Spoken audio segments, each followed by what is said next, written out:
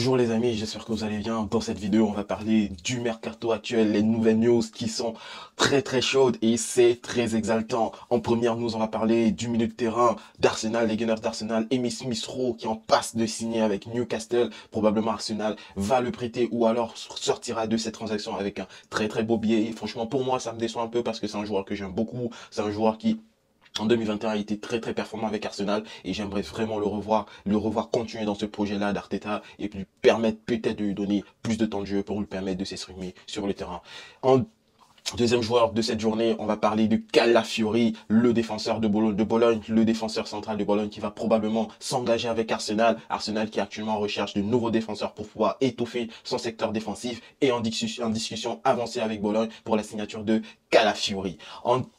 En troisième joueur de notre petit top aujourd'hui, on a Matthijs de Ligt qui est en passe de signer avec Man United. Man United qui a précédemment recruté Lenny Yoro qui veut à nouveau étoffer une fois de plus son secteur défensif en recrutant le joueur des Pays-Bas, le joueur du Bayern Munich, Matthijs de Ligt, pour pouvoir étoffer son secteur de jeu défensif et lui permettre potentiellement d'avoir une meilleure assise défensive dans les différentes rencontres qu'ils auront dans le championnat. Ce qui est sûr, c'est que les clubs anglais, comme à leur habitude, sont dans une recherche perpétuelle de très bons joueurs. Ils ont la manne financière nécessaire pour avoir la puissance nécessaire pour aller à la recherche des très bons joueurs et on le voit, il pille totalement tous les grands championnats des meilleurs joueurs et c'est un peu, voilà, c'est un peu, on va pas dire désolant, mais c'est la loi du plus fort, celui qui a le plus d'argent sortira avec le meilleur effectif.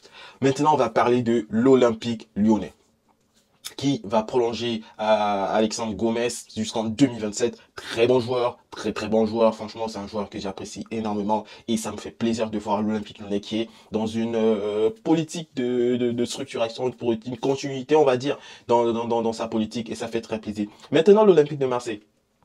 Où est-ce que vous prenez l'argent pour faire tous les recrutements que vous faites à l'heure actuelle? Parce que là, ça devient un peu... bref, bien vrai que c'est des... Mais où est-ce que vous prenez l'argent pour faire les recrutements actuels que vous faites? On va commencer par le premier joueur, Mason Greenwood, en provenance de Retafe en Italie, en Espagne, pardon, se fait recruter par l'Olympique de Marseille et pour moi c'est une excellente pioche. On se rappelle de Mason Greenwood à Manchester United, très bon joueur. Pour moi, il va apporter une plus-value offensive, mais très importante à l'Olympique de Marseille. Et comme si ça ne suffisait pas, ils veulent également recruter Eddie Nketiah d'Arsenal. Bon, vous voulez avoir deux attaquants de ce niveau-là, mais c'est pour... En fait, je me dis que réellement, l'Olympique de Marseille a pour ambition de concurrencer le Paris Saint-Germain cette saison, parce que le recrutement actuel que l'Olympique de Marseille fait, il est d'une très bonne qualité. Certes qu'ils ont perdu Pierre-Emerick Aubameyang, certes qu'ils ont perdu Jonathan Klaus qui va du côté de Nice, mais ils récupèrent en plus Emile Hojbjerg de Tottenham, le milieu défensif, un très bon milieu défensif qui est en perte de vitesse du côté de Tottenham, qui n'avait plus assez de temps de jeu, mais sortant d'un très bel Euro avec le Danemark, il va à nouveau pouvoir rejoindre une structure, rejoindre un projet qui pour moi est en faveur de son évolution.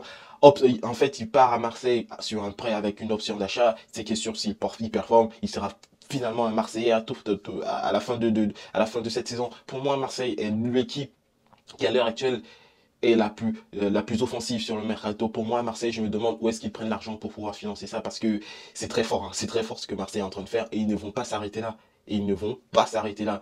Dans tous les cas, les amis, si vous avez aimé cette petite vidéo récap du mercato actuel, je vous dis de vous abonner et de liker cette vidéo. Sur ce, je vous dis prenez soin de vous et peace la famille.